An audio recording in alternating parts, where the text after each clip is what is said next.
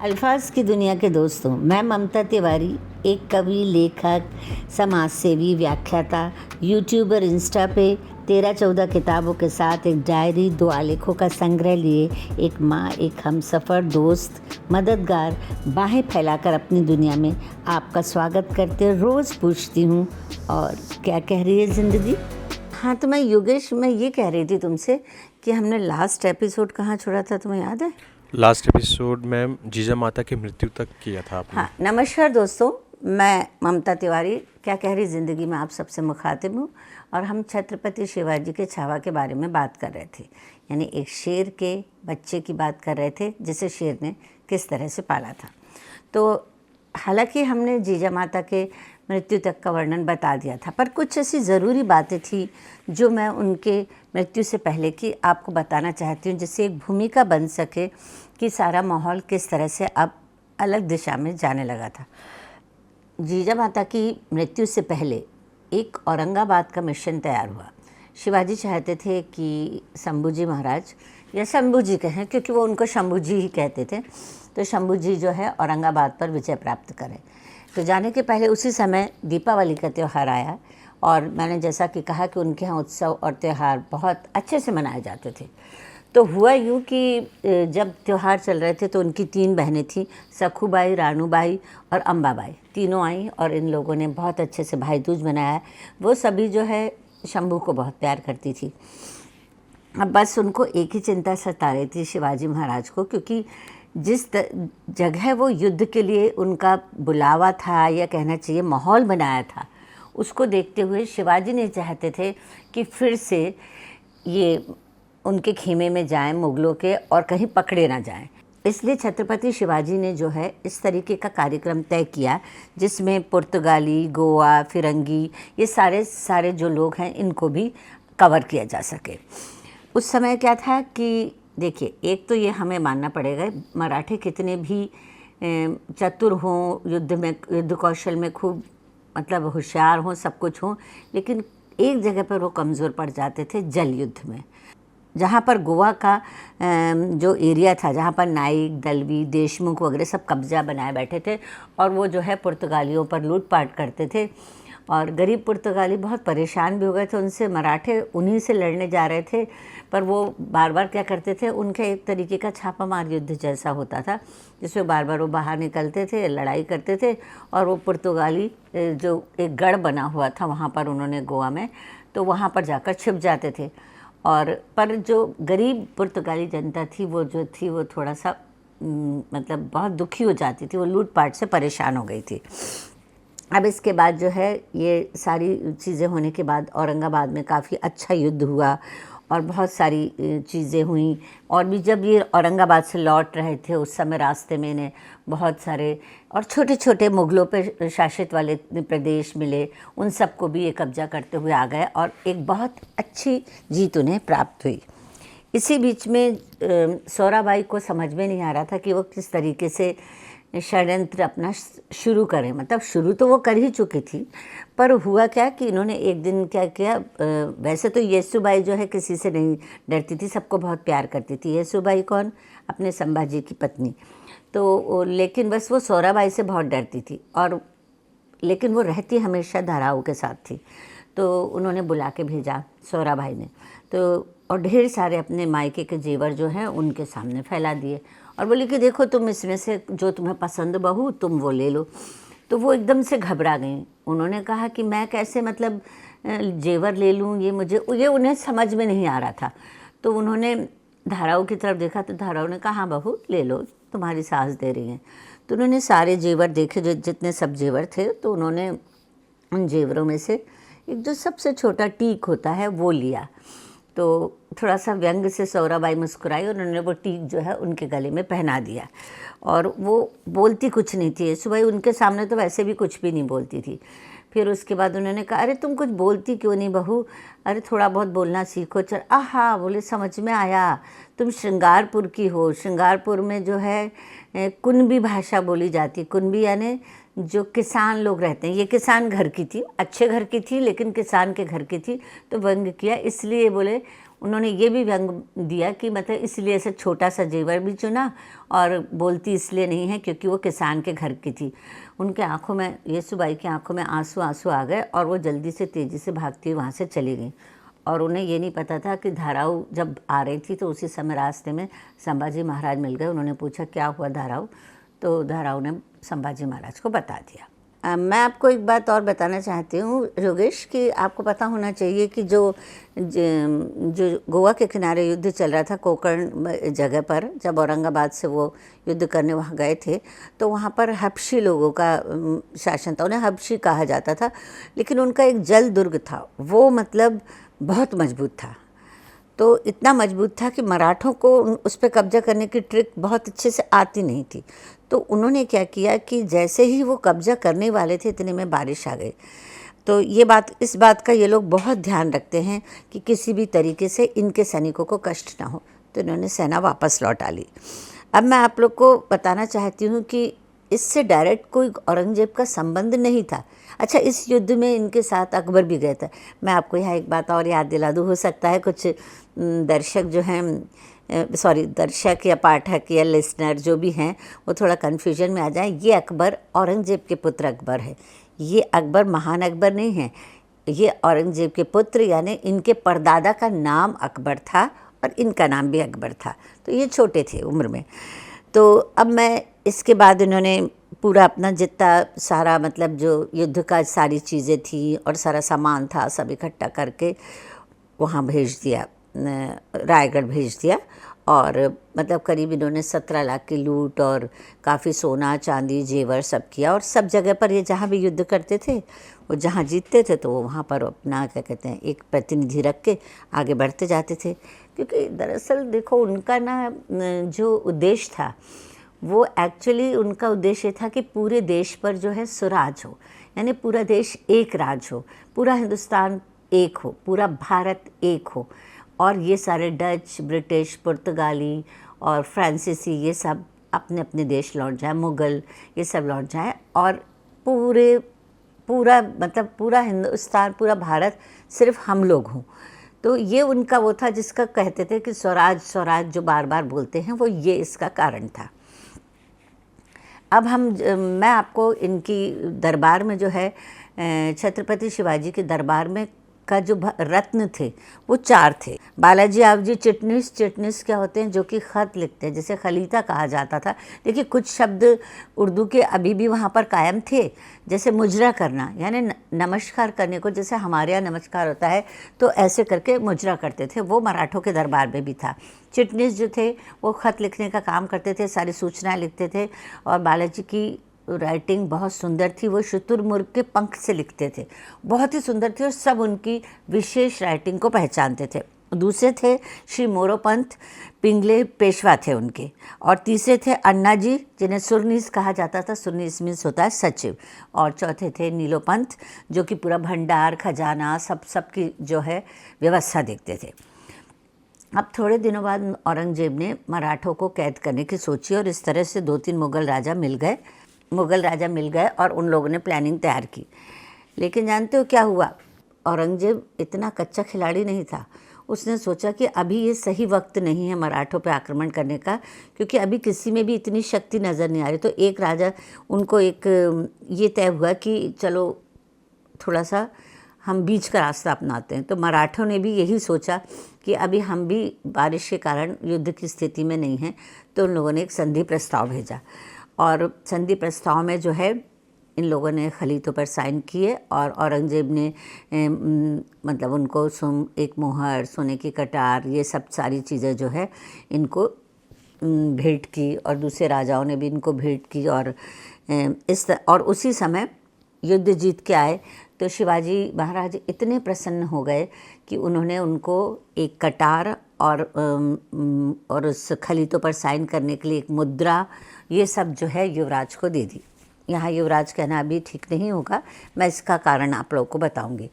इनको दे दी तो इनके पास ये पावर हो गए, इनके पास ये शक्ति हो गई कि अब ये कहीं पर भी साइन कर सकते थे, कहीं हस्ताक्षर कर सकते थे। इनके हस्ताक्षर चलेंगे, इनकी मुद्रा से जो जहाँ जेवर वस्त्रागार वगैरह था वहाँ पर मोहर लग गई, जब इनसे परमिशन ली जाएगी तो वहाँ से सामान निकाला जाएगा, इस तरह की चीज़ें हुई।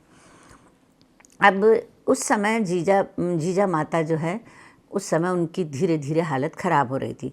तो दोनों पिता पुत्र ने ये तय किया कि जीजा माता को जो है नीचे, मतलब गढ़ के नीचे जो है वो पाचाड़ का किला था, तो पाचाड़ के किले में उनके लिए एक कई खंडों वाली हवेली बनाई जाए, तो उस हवेली में इनको रखा जाए। तो जीजा माता ने कहा कि मुझे क्यों तुम लोग अपने से दूर कर रहे हो? तो उन्होंने कहा जियाऊ, हम आपको अपने से दूर नहीं कर रहे हैं, हम आपको जो है सर्द हवाएं चलती हैं तो आपको जो है आपका दमा बढ़ जाता है, पर हम रोज़ जो है नीचे से वो घंटा बजाएगा, जिस वक्त घंटा बजेगा आप आके नीचे आंगन में खड़ी हो जाइएगा, हम यहाँ ऊपर से आपको जो है नौबत बजेगी और हम आपको वहाँ से दर्शन किया करेंगे, क्योंकि बिना दर्शन किए, मतलब इतने माँ भक्त थे वो लोग। और संभाजी अपनी दादी को इतना प्यार करते थे कि वो बिना दर्शन किए वो लोग खाना भी नहीं खाते थे, पानी भी नहीं पीते थे, मतलब वो ईश्वर से भी बड़ा उन्हें मानते थे। अब नया वर्ष आया तो इनके क्या नाम है, संभाजी के ससुराल वाले लोग मिलने आए। पिलाजी जो उनके ससुर थे वो, और उनकी येसुबाई के भाई जो हैं गणोजी शिर्के से जब संभाजी गले मिले तो उन्हें एक अजीब सा अजनबीपन और थोड़ा सा रूखापन महसूस हुआ, जो उन्होंने अकेले महसूस किया। उन्होंने किसी के साथ इसको शेयर नहीं किया। ये क्या हुआ, ये क्यों हुआ, ये आपको बाद में पता चलेगा। अब एक बार किसी राजा के साथ जो है अपने शंभू जी थे, वो शिकार कर रहे थे, और उन्होंने जब चित्कार सुनी जानवरों की तो उनका दिल एकदम से दर्द से भर गया और उन्होंने शिकार छोड़ दिया। तो दूसरे राजा ने उन पर हंसते हुए व्यंग करते हुए कहा कि क्या बात है संभाजी, आप डर गए क्या? तो उन्होंने कहा, मैं डरता नहीं हूँ, पर मैं जानवरों की अकारण ही हत्या नहीं करता। मैं जंगली सुअर का शिकार कर सकता हूँ, लेकिन मैं और किसी जानवर को नहीं मारूंगा, या फिर मैं क्या कहते हैं, शेर का पुत्र हूँ तो मैं बाघ का शिकार करूँगा। ऐसी ये बात हुई। और इसी बीच उन लोगों ने, संभाजी ने कोली राजा पर आक्रमण किया। कोली राजा जो थे वो संख्या में बहुत थे, लेकिन वो इतना घबराते थे मराठों से कि वो सब छोड़ के भाग गए। तो वहाँ से उन्होंने काफ़ी लूटपाट और सारा सामान किया। और इसी बीच जो ये थे शिवाजी महाराज थे, वो चले गए फोंडा लड़ने के लिए, दोनों अलग अलग दिशाओं में गए। इसी बीच इन्होंने ये सारी चीज़ें, धन दौलत, तो किले में सबसे बड़ा कौन था? किले में सबसे बड़ी थी सोराबाई महारानी। तो उन्होंने सारी धन दौलत सब पे मुद्राएं लगा के संभाजी ने भेज दिया, काफ़ी धन दौलत। और ये लौटते समय बीच बीच में ऐसा नहीं होता कि छोटा सा राज दिखाई दिया, कोई छोटा सा वो प्रदेश दिखाई दिया, तो वहाँ पे भी बीच बीच में झपट्टा मारते रहे। और फिर उसके बाद उन्होंने बारिश शुरू हो गई तो ये लोग फिर से अपने आगे की तरफ बढ़ गए। मतलब हौसले इन लोग के काफ़ी बुलंद थे। इन्होंने सोचा कि मैं अब सैनिकों को थोड़ा आराम दूंगा, लेकिन अब बात ये हुई कि इधर ये चल रहा था, उधर सोराबाई का जितनी तेजी, जितना जब ये लोग बाहर जाते थे सोराबाई को षड्यंत्र रचती थी। अब उसके बाद क्या हुआ, से सोराबाई ने शायद अपनी कुछ जेवर और वस्त्र वगैरह मंगवाए होंगे, तो उसमें उन्होंने कहा कि वो तो मुद्रा तो जो है उनकी शंभू महाराज की लगेगी, तो वो बहुत नाराज़ हो गई। और ये बात जैसे ही शंभू जी आए तो पता चली उन्होंने, तो वो खुद वो सारा सामान लेकर गए और उन्होंने कहा, माँ ये सब माँ आप ही का है, किसी से गलती हो गई है, आपको जो चाहिए आप ले लीजिए। आप उनकी लिस्ट के हिसाब से वो सामान ले गए थे। उन्होंने कहा कि क्या जिस तरीके से तुम हमें जेवर और गहने और वस्त्र दे रहे हो, उसी तरीके से क्या तुम अपनी पत्नी को भी दोगे? तो वो तो थे शंभू जी, आखिर उस बात को कैसे छोड़ देते जो उनके दिमाग में घुसी हुई थी। उन्होंने कहा नहीं, मैं उसको नहीं दूंगा। उन्होंने कहा क्यों? बोले अरे कर्मी कुंभी घर की है, उसको जेवर का क्या काम, और व्यंग करके चले गए। अब थोड़े दिनों बाद महाराज की बड़ी इच्छा थी कि उन्हें पता था कि अपने शंभू जी को कविताओं कहानियों का बहुत शौक़ है, तो उन्होंने एक काम किया। उन्होंने ये किया कि उन्होंने कवि कुलेश जो है, मैंने आपको पहले ही बताया था, जो वहाँ से आए थे, और कवि परमानंद कफनी, ये दोनों बचपन में कहाँ मिले थे इनको? आगरा में। ये तुम्हें याद होगा जब ये किसी के घर पे इन्होंने वक्त बिताया था, जब बहुत छोटे थे, 9 साल के थे, तो उस समय मिले थे। अब वो भी बड़े हो गए थे, ये भी बड़े हो गए थे, और महाराज की इच्छा थी कि ये लोग सब एक साथ रहें और काव्य पाठ करें, कविताएं सुनाएं, और इनको संस्कृत और काव्य का ज्ञान तो बहुत था, ज्ञानी बहुत थे। भाषाएं सुनने में आया है कि शायद 7-8 भाषाएं भी जानते थे। जैसे ही पन्हाला गढ़ जो है शिवाजी ने जीता, ये पता चला कि शिवाजी के सहायकों ने जीता, तो खुशी के मारे शिवाजी इतने खुश हुए, छत्रपति शिवाजी, कि उन्होंने उनके यहाँ शक्कर ही सबसे बड़ी चीज़ होती थी, तो उन्होंने शक्कर जो है शंभू जी के मुंह में डाली और फिर तेज़ी से दौड़ते हुए, लगभग दौड़ते हुए महारानी के कक्ष में पहुँचे। मतलब मैं बीच बीच में आपको सोराबाई के षड्यंत्र बताऊँगी, जिसके कारण इतिहास पूरा बदल गया था। वो कक्ष में पहुँचे तो तब तक सोराबाई को एक खबर मिल चुकी थी कि अपने हाथ से छत्रपति शिवाजी ने शंभू जी के मुंह में शक्कर डाली। तो वो जाते से उन्होंने उनको वो सुनाई कहानी कि ऐसे ऐसे हम लोग जीत गए, सब हो गया। तो वो उन्होंने धीरे से राजा राम को आगे कर दिया। वो हर चीज़ में राजा राम को आगे करना चाहती थी। राजा राम लेकिन इतने छोटे थे, राजकाज की तो बात छोड़ो, क्योंकि वो बहुत ही छोटे थे। उनको गोद में उठा के प्यार करते थे सब लोग, तो उन्होंने गोद में उठा के उसको प्यार किया। तो इनको बड़ी इच्छा थी सोराबाई की कि ये इनके मुंह में भी शक्कर डालेंगे, क्योंकि वो बराबरी से देखती थी। और शंभू जी भी राजा राम को बिल्कुल बच्चे की भांति प्यार करते थे। अब तुम ये सोचो कि वो सोच रही है कि इनकी जगह इनको गद्दी पे बैठा दिया जाए, तो ये अजीब सी बात है, जैसे कुछ भी राजनीति की, युद्ध की भी जानकारी नहीं, जो खुद छोटा सा बच्चा है। अब थोड़े दिनों के लिए येसुबाई जो थी वो नीचे रहने चली गई पाचाड़ में, जहाँ पर बड़ी माता जी और जियाऊ धराऊ ये लोग सब थे। तो वहीं पर उनको थोड़ी उल्टियाँ वगैरह हुई, तो सबको पता चल गया कि वो गर्भवती हैं। और इसी समय बहुत आनंद में आकर शंभू जी महाराज ने क्या किया, शंभू जी ने बाघ का शिकार किया। बहुत शोर मचा, लोगों ने बहुत तारीफ़ की, वाह वाह हुई। उस बाघ का शिकार करना बहुत बड़ी बात होती है। सुनने में आया कि एक बार उन्होंने बाघ से युद्ध भी किया था। छत्रपति शिवाजी के पास तक ये खबर गई। जब ये खबर वहाँ पहुँची तो शिवाजी खुद आए और उन्होंने आते ही से कहा, देखा शेर को, और वापस चले गए। शंभू जी को बड़ा बुरा लगा कि पिताजी ने कुछ नहीं कहा, आबा साहब ने कुछ नहीं कहा। तो उन्होंने समझाया कि जियाऊ ने मुझे बताया था कि भवानी माता का जो वाहन है वो बाघ होता है और हम उसका शिकार नहीं करते। तो उन्होंने कहा, आबा साहब मैं उसको फिकवा देता हूँ। बोले नहीं नहीं। उन्होंने बाकायदा उनका स्वागत किया। उसको उन्होंने बाघ का खाल निकलवा के उसमें भूसा भर के चौक पर उसको लगाया गया कि शंभू जी ने इतना बड़े बाघ का शिकार किया है। पर ये सीख उनने ले ली। अब सोराबाई से जो है जियाऊ बहुत बीमार रहने लगी, धीरे धीरे बढ़ गई। उन्होंने सोराबाई को बुलाया। उन्होंने शंभू महाराज से कहा कि मुझे पता चला है कि तुम्हारे में और सोराबाई में कुछ कुछ मनमुटाव रहता है, उसको तुम दूर कर लो। उसने कहा नहीं, मैं उन्हें अपनी माता के समान मानता हूँ। इसी समय जो एक बहुत प्रसिद्ध गागा भट्ट महाराज थे, जो सबसे मतलब आदरणीय माने जाते थे, बहुत अच्छे गुरु थे, वो अचानक से यहाँ आए रायगढ़ में आए। उनका खूब भव्य स्वागत हुआ और उन्होंने देखा ये लोग बड़े सीधी सादी पद्धति से रहते थे। छत्रपति शिवाजी एक छोटे से चौकी टाइप के सिंहासन पे बैठते थे और नीचे इधर शंभू जी बैठते थे और इस टाइप का था। उन्होंने कहा देखो, अब जिस तरीके से तुमने अपना विस्तार किया है राज्य का, अब तुमको अपना राज्याभिषेक भी करना चाहिए। ये बात सुनकर तुम्हें आश्चर्य लगा ना कि उनका अभी तक राज्याभिषेक नहीं हुआ था। किसका? छत्रपति शिवाजी का। अब मैं असली बात पे आ रही हूँ। अब उनका राज्याभिषेक की तैयारी होने लगी। राज्याभिषेक जब होता है तो इनके विवाह बचपन में ऐसे ही हो जाते हैं, तय कर दिए जाते हैं। फिर उसके बाद बहू आ जाती है। फिर जो अपन लोग जिस तरीके से शादी करते हैं उसको कहते हैं मौंजी बंधन मराठी में। तो वो भी नहीं हुआ था। तो पूरी तैयारियां होने लगी। सिंहासन तैयार हुआ, सोने का सिंहासन तैयार किया गया। और इन लोगों की फिर से सब तीनों पत्नियों के, क्योंकि एक की तो मृत्यु हो चुकी थी संभाजी की माँ की, तो तीनों पत्नियों से उनका फिर से विवाह हुआ, जिसे मौंजी बंधन कहा गया। उसके बाद उनका राज्याभिषेक के लिए सिंहासन आया। और अब मैं आपको बताती हूँ, जब सिंहासन आया, शिवाजी उस सिंहासन पर बैठे, छत्रपति शिवाजी उस सिंहासन पर बैठे, तो अब वो कहलाने लगे छत्रपति शिवाजी महाराज। और शंभू जी को युवराज की पदवी मिली, सोराबाई को महारानी की पदवी मिली और जियाऊ को राजमाता की पदवी मिली। अब हम उन्हें कायदे से इन नामों से पुकार सकते हैं, क्योंकि कहा जाता है कि राज्याभिषेक के बाद इस तरह से सबको पदवी मिली। हालांकि इसमें सोहराबाई ने बहुत कोशिश की कि राजा राम को भी कोई पदवी दी जाए, और उन्होंने इस बात के लिए अन्ना जी को बुलाया भी।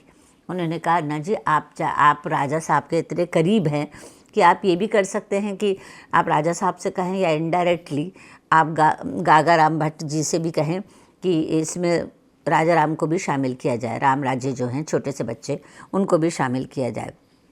और इसी बीच उनका जो है, उन प्रताप राव जो थे, बहुत उनके प्रसिद्ध सेनापति थे, तो वो उनकी मृत्यु हो गई। पूरा राज्य सन्नाटे में आ गया, शोक में आ गया, क्योंकि उस समय राज्याभिषेक भी चल रहा था, जियाऊ भी काफ़ी बीमार थी।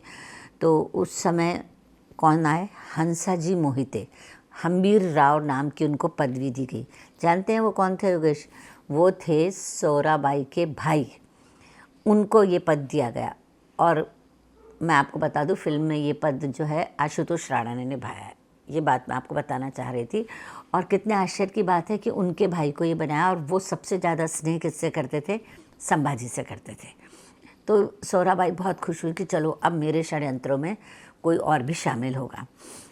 लेकिन इसी बीच एक काम हुआ। इसी बीच सोहराबाई ने क्या किया, अन्ना जी को डरा तो दिया, अन्ना जी का उनके महल में आना जाना शुरू हो गया।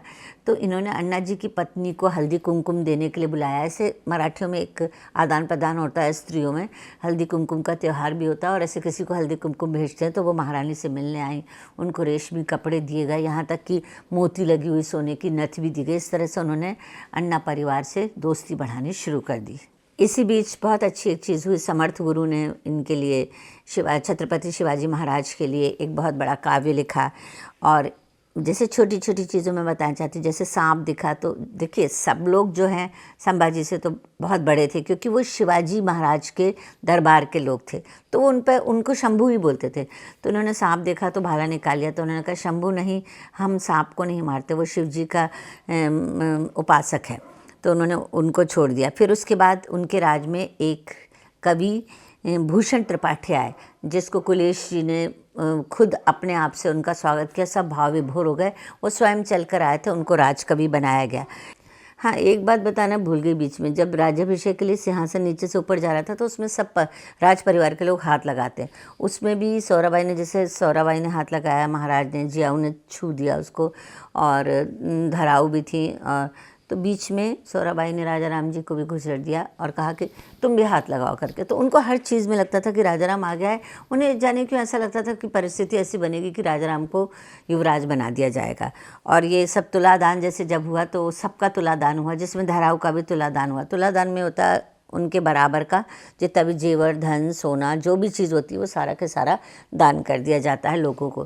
तो सबसे पहले छत्रपति शिवाजी महाराज का हुआ, फिर उसके बाद जियाऊ का तो हो चुका था, लेकिन जियाऊ इस कंडीशन में नहीं थी। महारानी सोहराबाई का हुआ, फिर उसके बाद युवराज का हुआ, और धराऊ का भी हुआ, क्योंकि वो लोग सब धराऊ को बहुत सम्मान देते थे। पर इसी बीच में उनके मन में आया, सोहराबाई के मन में, कि राजा राम का भी होना चाहिए। पर अभी वो किसी पदवी पे भी नहीं थे, और वो खुद नन्हे बालक थे। इस बात को लेकर सोहराबाई बहुत नाराज़ हो गई। देखो, ऐसा है योगेश, अगर मैं ऐसी छोटी छोटी बातें बहुत सारी तुम्हें बताती जाऊंगी ना, तो तुम्हें लगेगा कि मतलब ऐसे तो बहुत किस्से हैं, और हम कितने युद्ध, कितनी बातें मतलब इन चीज़ों को लेकर करते रहेंगे। तो मैं सोच रही हूँ मैं तुम्हें खास चीज़ें बता दूं जो उनके जीवन से जुड़ी थी, जिनके बारे में शायद कई लोगों को पता नहीं हो या उसकी चर्चा नहीं हो। हालांकि बहुत लोग जानते हैं, जिन्होंने अध्ययन किया है वो तो जानते ही होंगे। मैं तुम्हें एक अब सोहराबाई के षड्यंत्र की सबसे बड़ी बात बताती हूँ।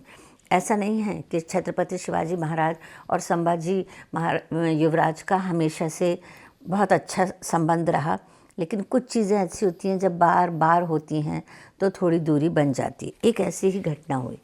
उस घटना में ये हुआ कि जिस समय ये काव्य सीख रहे थे अपने शंभू महाराज, उस समय उन्होंने, इस समय वो श्रृंगार रस पे पढ़ रहे थे। उन्होंने नायिका के, यानी स्त्री के जो नायिका रहती है, जितने भी शब्द जो हैं उनके लिए इस्तेमाल किए जाते हैं, जैसे अभिसारिका और इस तरीके के श्रृंगार रस में जितने भी आते हैं, उन शब्दों के अर्थ सीख रहे थे।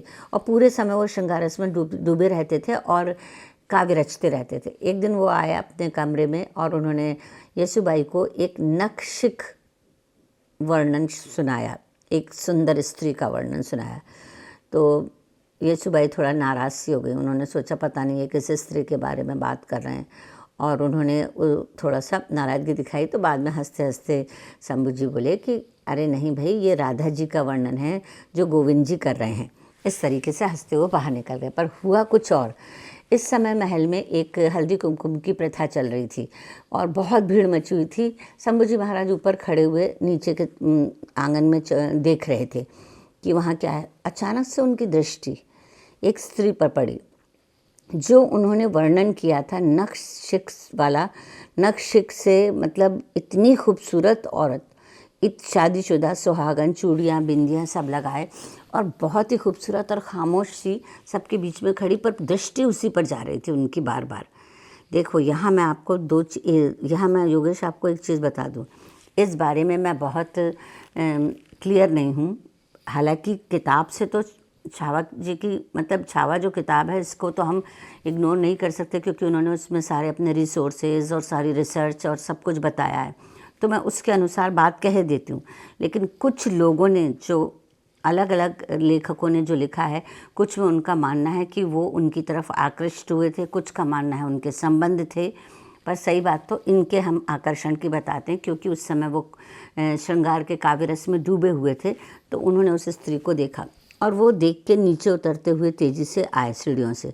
हर सीढ़ी के उसके वहाँ पर प्रहरी खड़े थे और वो आंगन में आके खड़े हो गए जहाँ पर सब औरतें कुछ कुछ काम कर रही थी। और अचानक से उस औरत का कुछ गिरा। वो नीचे उठाने को झुकी तो सामने एकदम से संभाजी खड़े थे। तो उन्होंने कहा कौन है आप, कहाँ से आई हैं, ऐसा करके उन्होंने बोला। तो वो स्त्री इतना घबरा गई कि वो अपना कंगन उठा के या जो भी गिरा था उठा के तेज़ी से चली गई। सब औरतों में खुसर पुसर होने लगी कि हमसे तो शंभू जी ने पूछा नहीं, ये इस औरत से क्यों पूछा। पर शंभू जी बिल्कुल नॉर्मल नेचुरल तरीके से वापस चले गए। पर इस घटना को किसने देखा बताओ योगेश? हाँ, सौराबाई ने इस घटना को देखा और उनका तेज़ दिमाग चल निकला। उन्होंने तुरंत स्त्रियों में से किसी को बुलाया और खोज खबर की। पता चला कि वो अन्ना जी की जो के घर में ठहरी हुई हैं, उसका नाम गोदावरी है और वो कहीं बाहर से आई हैं, शादीशुदा हैं और बेहद खूबसूरत हैं। उन्होंने फिर उनको बुलाया, अन्ना जी की वाइफ को बुलाया, नाश्ता चाय खाना। गोदावरी को भी बुलाया। गोदावरी डरी डरी सी आई। उन्होंने गोदावरी को देखा और धीरे से महल में पूरे चारों तरफ ये खबर फैला दी गई कि इनका आकर्षण हो गया। ये बात आम जनता बर्दाश्त नहीं कर सकती थी। अगर वो कुंवारी होती तो शायद बर्दाश्त कर लेती, पर वो स्त्री सुहागन थी। इन्हें समझ में नहीं आ रहा था। अन्ना जी कहीं युद्ध से वापस आए तो अन्ना जी को समझ में नहीं आता। सब उन्हें देख कर खुसर पुसर कर रहे थे, वो विचित्र बातें कर रहे थे उनके बारे में। दूसरी बात फिर ये हुई, मतलब इस बात को इतना फैला दिया गया, फिर एक षड्यंत्र रचा गया। सौराबाई ने अन्ना जी को बुला के कहा कि हम तो आपको मुँह दिखाने के काबिल नहीं रहे और ये नहीं रहे, क्योंकि महाराज ने आपके घर की एक स्त्री पर नज़र डाली, वो भी सुहागन स्त्री पे। अन्ना जी घर आए। उन्होंने गोदावरी को बुला के पूछा कि क्या तुम महाराज से मिली थी? तो उन्होंने बिल्कुल आम तरीके से उन्होंने कहा हाँ। उन्होंने कहा इसको नज़रबंद कर दो। घर में ही उनको नज़रबंद कर दिया गया। वो कहती रही गोदावरी कि अरे मेरी बात तो सुनिए, मिली थी का मतलब ये थोड़ी होता है कि वो उनसे प्रेम करने लगी थी। पर देखिए ये सब सत्य तो कहीं नहीं जाता कि वो उनकी तरफ आकर्षित तो हुए थे। अब इसके बाद कोई बात पर जो है इन्होंने युवराज को, अब मुद्रा कटार मिल चुकी थी, उससे वैसे भी सौराबाई थोड़ा सा नाराज़ थी। और जब वो राजा के महल में गई तो उन्होंने कुछ व्यंग करके राजा साहब को ये इशारा दिया कि अगर युवराज कोई अपराध करें तो क्या आप एक्शन लेंगे। तो शिवाजी आ गए और इतने में अन्ना जी रोते हुए आए। अन्ना जी ने गोदावरी को और अन्ना जी को सौराबाई ने पूरा सिखा दिया, धमका दिया कि आप किसी से कुछ नहीं कहेंगे, सीधे राजा साहब से कहेंगे। और गोदावरी से कहा कि तुम्हारा शोषण हुआ है, ये तुम्हें बताना होगा। गोदावरी को कुछ समझ में नहीं आ रहा था, लेकिन ऐसा नहीं है। शंभू जी भी बहुत होशियार थे। उन्होंने अपने जासूस लगा रखे थे कि सौराबाई के महल में क्या क्या हो रहा है, और उन्हें पता चला कि गोदावरी वहाँ आई हुई है।